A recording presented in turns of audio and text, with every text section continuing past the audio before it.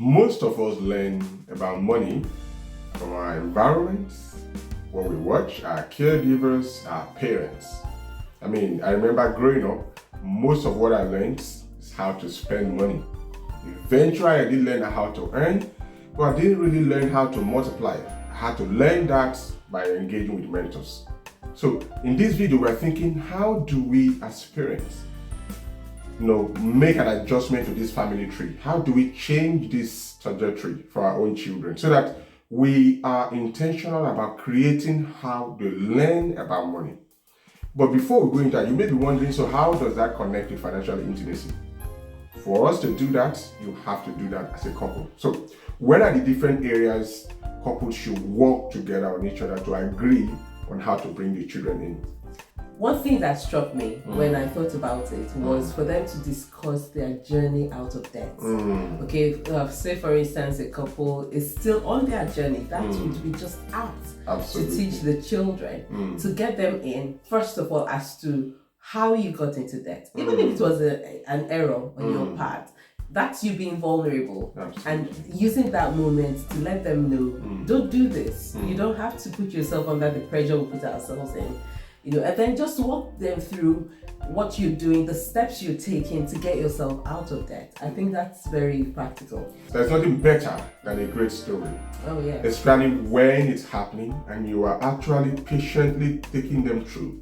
And so we must ensure that we don't allow the frustration, finances, when it's short, can bring about frustration. So they don't contact your energy around money. Because sometimes if we are not careful, we may transfer a mindset or a feeling about money.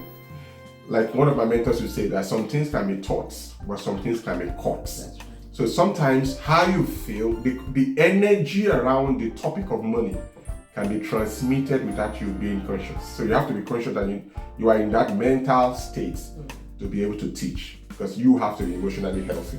So that's one. Another one is also looking at the point of view of, okay, so how do I earn? You need to talk about earn. Earning is about rendering services. Earning is about solving problems.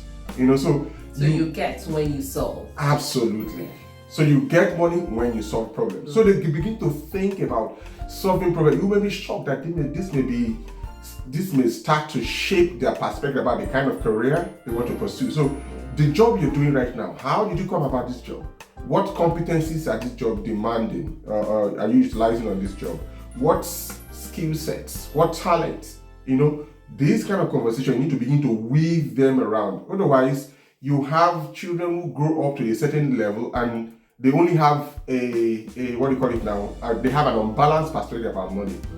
Another one that I also learned from my parents is how to begin to contribute. So at a certain age, even though I was still living with my parents, they demanded that I begin to make some contributions. Initially, I was like, oh, it's my money. But to be honest with you, as an adult, I've now realized the value of that. Getting your children, particularly your adult children, once you've left the university, to begin to make contributions. Sometimes those contributions can be gathered for them towards buying their first property, rather than just leaving them to be earning and they're just, they buy the car they want, they are spending all the things that they are making. That is irresponsible. Obviously, that would be age appropriate though. Age appropriate, that's what I said, once they graduate from university.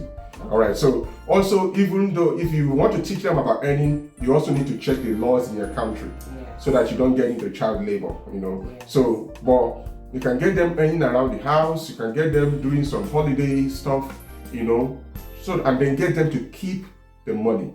So in the next video, we're going to be talking about the other practical ways you can get them involved. But before we round off, I'll just quickly say, even if what you're doing a job that it's not the area you want, or you're doing something you don't quite appreciate, use that as an opportunity to let them know, you could do better, or expose them to the kind of information they need for the kind of job you think they should be aspiring towards. All right, we'll see you on the next one. I remain Chidi Akunna. And I'm still Victor Akunna.